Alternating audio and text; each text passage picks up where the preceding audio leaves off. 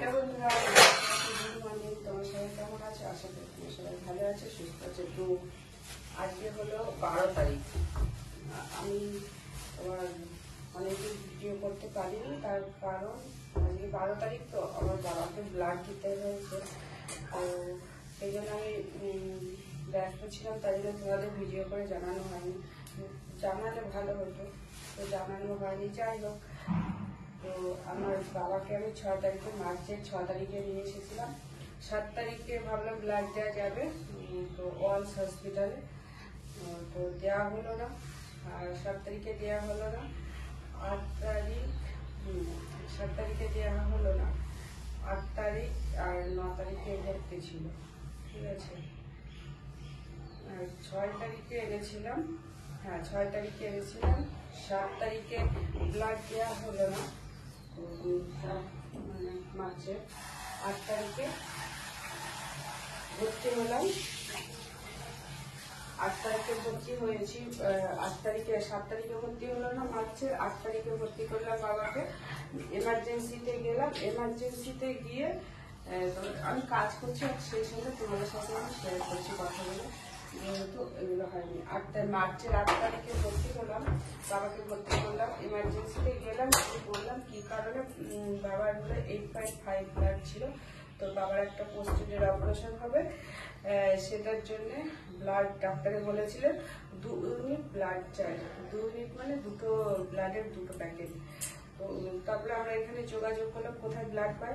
প্রথমে ভেবেছিলাম যে রানাঘাটে মনোরমাতে ব্লাড পাওয়া যাবে, কিন্তু সেখানে ব্লাড পাওয়া গেল না। তারা বললো যে আমাদেরকে ব্লাড এনে দাও, আমরা দিয়ে দেবো। তখন আমরা কোথায় ব্লাড পাই, কি করবো, তখন আমরা এদিক এদিক যোগাযোগ করতে করতে, হ্যাঁ, যেখানে সরকারি হসপিটাল ব্লাড ব্যাংক আছে সেখানে ব্লাড পাওয়া যায়, তাছাড়া নাকি ব্লাড পাওয়া যায় না। পাওয়া যায় মানে কিছু কিছু ব্লাড ব্যাংক আছে যেগুলোতে পাওয়া যায়, তাছাড়া পাওয়া যায় না। তো আমরা 8 তারিখে ভর্তি করলাম ওয়ালসে, শ্রীরামপুরের ওয়ালসে ভর্তি করা হলো। 8 তারিখে এমার্জেন্সিতে টিকিট করলাম, করে ওয়ালসে ভর্তি নিয়ে নিল। বললাম কি কি কারণ, যে পোস্টেড অপারেশন হবে, তো সেই জন্য অপারেশনের জন্য ডাক্তার বলেছে 2 ইউনিট ব্লাড চাই। তারপরে ওই দিন আমাদের 3টের সময়, মানে 1:30টার সময় আমরা ভর্তি করলাম। 1:30টার সময় ওদের কাগজ একটা স্লিপ দিল, আর ব্লাডের স্যাম্পেল নিল। বাবার দুটো শিশিতে ছোট্ট ছোট্ট ব্লাডের স্যাম্পেল নিল, নিয়ে আমাদের বলে ব্লাড ব্যাংকে জমা দাও। আমি আর আমার দিদি গেছিলাম, সমস্ত কাজটাই আমি আর আমার দিদি করেছি। তো ব্লাড ব্যাংকে জমা দিলাম। তারপরে ওরা বললো 3:30টার সময় যেতে। ব্লাড ব্যাংকে 3:30টার সময় গেলাম, আমি দিদি দিয়ে ব্লাডটা নিয়ে আসলাম। 4টে নাগাদ ব্লাড চালালো। ব্লাডটা চালিয়েছে 4:11-তে, আর শেষ হয়েছে 9:45-টায়। 9:45-টায় ব্লাডটা শেষ হলো। তারপরে ওই দিন আমরা ভাবলাম মনে হয় আর একটা ওই দিনই চালালো, কিন্তু না, বললে একদিনে একটা ব্লাডের বেশি দেওয়া যায় না, কিছুক্ষণ রেস্ট নিতে হয়, আমাদের যেটা নিয়ম বলেছিল। তাই সেই কিছুক্ষণ রেস্ট নেওয়ার পরে, না সেদিন ওই দিন দিল 9 তারিখে দিল একটা ব্লাড। তারপরে আবার 9 তারিখ ছিল শুক্রবার, আর 10 তারিখে একটা ব্লাড দিল। মার্চের 10 তারিখে একটা ব্লাড দিল, আবার শনিবারে ব্লাড দিল। শনিবারে ব্লাডটা খুব তাড়াতাড়ি, 2 ঘন্টা 2.5 ঘন্টার মধ্যে ব্লাডটা তাড়াতাড়ি চলে গেছিল। তারপরে তোমার ব্লাডটা যাওয়ার পরে আমরা ভাবলাম মানে রাতে ডাক্তার আসবে, ছুটি দিয়ে দেবে, কিন্তু না, ডাক্তার দেয় না, ব্লাড দেওয়ার সঙ্গে সঙ্গে ছুটি দেয় না। বললো অবজারভেশনে রাখে ডাক্তারদেরকে, যাদের ব্লাড দেয় তাদেরকে অবজারভেশনে রাখে। সেই দিন আর ছুটি, এমনি ছুটি লিখে দিল। পরের দিন যেহেতু রবিবার, 11 তারিখ রবিবার, 10 তারিখ তোমার একটা ব্লাড দিল, 11 তারিখ রবিবার, সেই জন্য তোমার ছুটি দেয়নি। আগের দিনই ছুটি দিয়ে দিল, 10 তারিখে শনিবার ছুটি দিয়ে দিল। দিয়ে তারপরে রাত্রিটা ছিল, সকালবেলায় গিয়ে বাবাকে নিয়ে আসলাম 11টার সময়।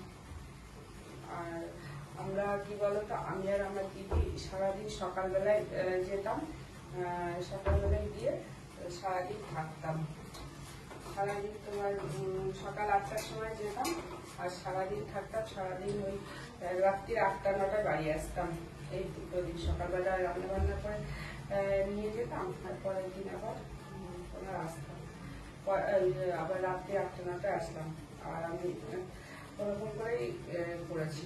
তোমাদেরকে দেখানো মানে আমার একটা ভুল হয়ে গেছে, তো দেখানো মানে এবার ব্লাডটা দিয়েছে, দেওয়ার 2 দিন পরে আবার বলেছে ডাক্তারে ব্লাড দেওয়ার 2 দিন পরে ব্লাডটা হিমোগ্লোবিনটা টেস্ট করবে, করার পরে তারপরে তোমার অপারেশনের ডেট দেবে।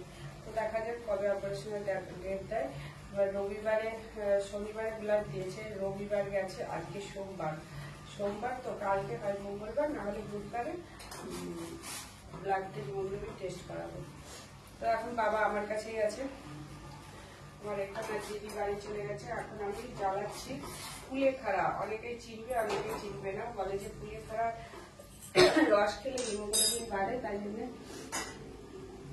কুলেখাড়া জ্বালাচ্ছি বাবার জন্য। বাবাকে কুলেখাড়ার রস দেবো। আর আজকে আমি উঠেছি 6টার সময়, আজকে হলো উঠেছি 6টার সময়, ঠিক আছে। বাবাকে কুলেখাড়ার রসটা দিয়ে আসি, তারপরে দিয়ে এসে চা করবো, চা খাবো। চা খাওয়া হয়নি, বাবা লিকার চা খায়, আর চা দেবো। তো চলো বাবাকে দিয়ে আসি। বাবা বসে আছে সোফাতে, গরম গরম। লাল করবো, সবুজ সবুজ হয়েছে না, সবুজই তো হয়। হ্যাঁ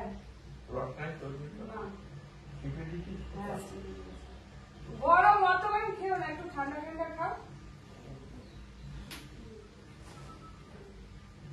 লাল হয়ে যায় তোমার, তাহলে দাঁড়াও একটু চিকেন দিয়ে দিচ্ছি,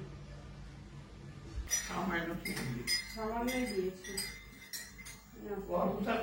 এটা হ্যাঁ অল্প করেছি, তুমি এটা ধরে নাও, পুরোটা ধরে নাও, প্লেটটা ধরে নাও। এখানে রাখো, এখানে রাখো। হ্যাঁ কম্পিউটারটা রেখে আসি, দেখি